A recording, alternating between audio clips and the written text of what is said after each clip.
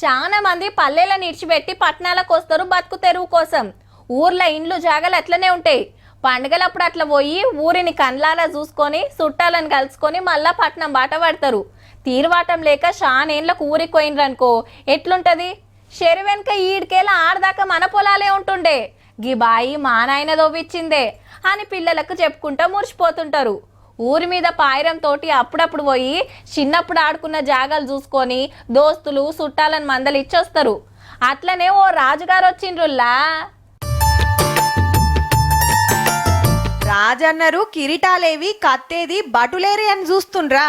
చెప్తాం సాదా సీదాగా వచ్చిన గీ రాజు పేరు కమల్ చంద్ర బుంజిదేవ్. ఉండేది ఛత్తీస్గఢ్ రాష్ట్రం బస్తర్లా.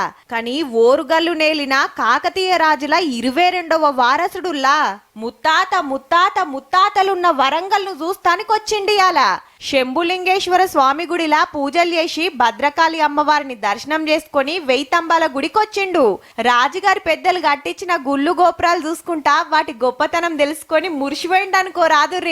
కాకతీయ ఉత్సవాలప్పుడు 3 ఏళ్ల కిందటొస్తే రాజుగారిని జోరుగా ఎదుర్కొన్నారు మనోళ్ళు.